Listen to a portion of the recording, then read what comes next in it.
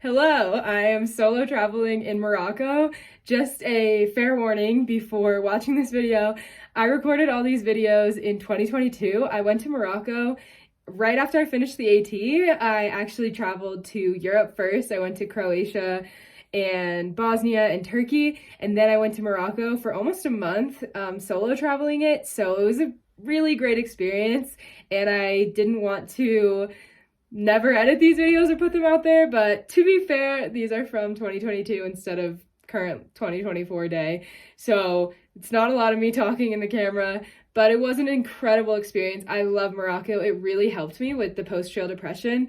After you finish a long trail like the Appalachian Trail where you're hiking for 5 to 6 months straight, it is a really hard adjustment back into normal society. So traveling really helped me, and Morocco specifically, I loved. It was absolutely incredible. So here is my journey in Morocco. I started in Casablanca. Casablanca was maybe not the best place for me to start my traveling journey by myself. I went alone, and it was kind of a hard adjustment for me in Casablanca. I felt like the person in the hotel told me not to leave my hotel after 4 p.m. if I was by myself. So I never really went out to dinner. I didn't see a lot of the city, but I did get to see a lot of beautiful mosques in the area. This mosque specifically was called the Hassan II Mosque, I think. It's actually the second largest mosque in Africa and the 14th largest in the world, which is pretty wild. It's stunning. The tiling in there I could look at for hours. As you can see, I did look at it for a really long time. I so enjoyed seeing this beautiful relic in Morocco. And then I went to the grocery stores, which I always think is so fun to just explore grocery stores in different countries and see how the people live there. It's a really good way to see what other people are doing. I only spent 2 days in Casablanca, and then I took the train here at the Casablanca train station down to Marrakech. The breakfast in Morocco is so good. This is an example. I drank so much tea, but here's the train. It was really fast and easy. I love their train station. Here was my arrival in Marrakech at the beautiful train station there. I am truly obsessed with Marrakech. I spent about 4 days there. I went to the Sahara Desert in the middle of it and then came back. But look at the beautiful pink streets. They're so small and windy and have so many beautiful shops like this. And you can just get lost in these streets for hours. And I am obsessed. That's my kind of city, being able to walk for hours and explore and see the new culture that I'm in. So that is precisely what I did in Marrakech. I also loved looking at the rug stores. I went to quite a few of them. I also drank so much Moroccan mint tea. It's like my favorite part of Morocco is their tea. And, well, that's not true. I like it all. This is tagine. It's a traditional couscous dish. I had it with veggies. Really good. I loved the markets there. This is the giant grand market that is so much fun at nighttime, but this is it during the day and what it looks like and what they're selling. This place lights up at night, and it is so fun to explore it from once you get there at nighttime, I guess is what I'm trying to say.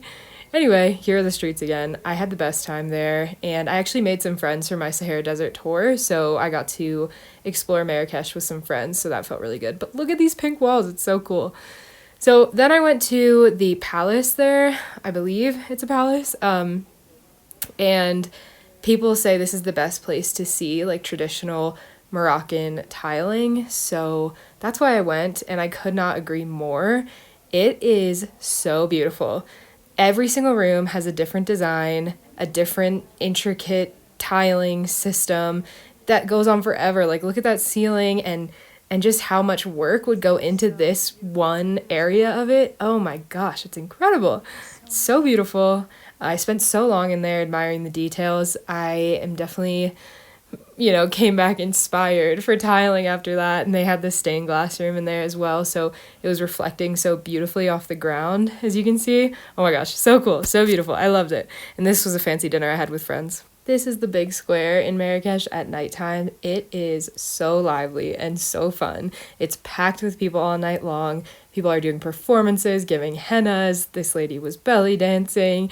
There's games everywhere that you can play. This one is, you're trying to I think get the bottle with your little tire on the end. I'm not sure, but there's so much food and it's so fun, and I couldn't recommend more going through and exploring that at nighttime. I then spent one last morning in Marrakech before taking the train down to Rabat. Here it is. I have a friend that lives in Rabat, And that was just the best experience, to see a friend and to have a local guide who could take me around to all the best places in town and communicate with the locals in Arabic and just be able to feel like I'm really immersed in doing the right things there.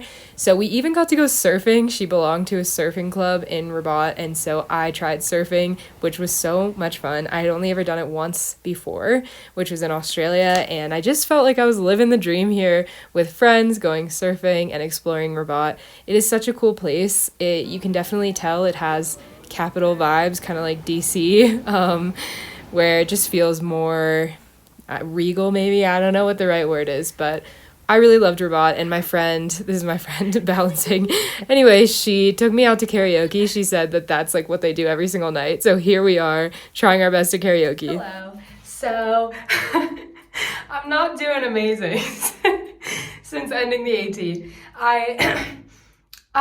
It's been so hard to emotionally process that.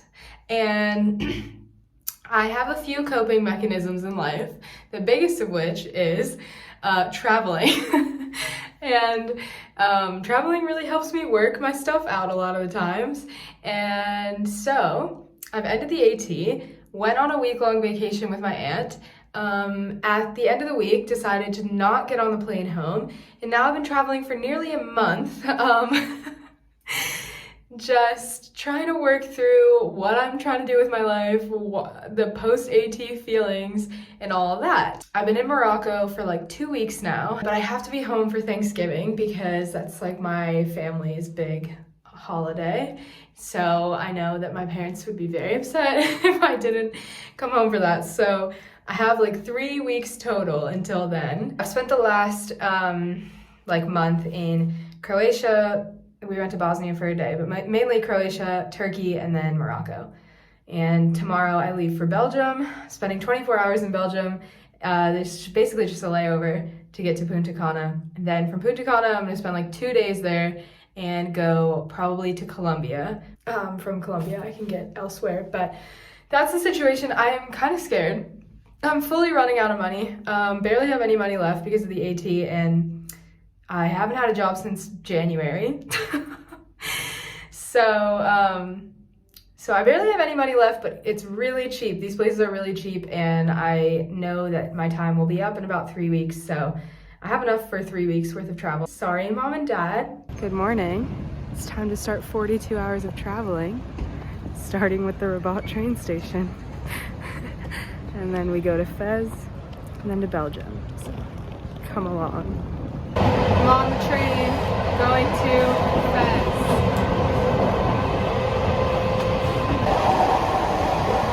Open door. So the end of my journey in Morocco led me to taking a train ride to Fez to then get on a plane to go to Belgium for 24 hours, as I said.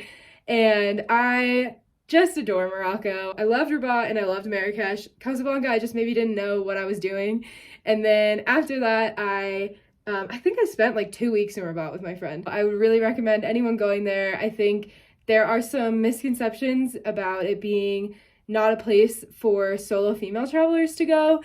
I would say I only ever really felt unsafe in Casablanca. Otherwise, if you're smart about your surroundings, I never felt unsafe. I felt the people were super kind and welcoming and genuine. So I know that that's something a lot of people say to me is like, you shouldn't be traveling by yourself as a woman. And there are places I felt uncomfortable, of course, and that's the same as if I was in the US. So anyway, long story short, Morocco is an incredible place with an incredible culture, and I would love to go back again someday and experience some of the other towns I didn't get to because I just loved it. The food was so good, the tea is so good, the people are great, the culture is awesome, and the architecture is so stunning, like the tiles and everything like that, so cool. So I feel really appreciative that I got to spend some time in Morocco, and I can't wait to go back.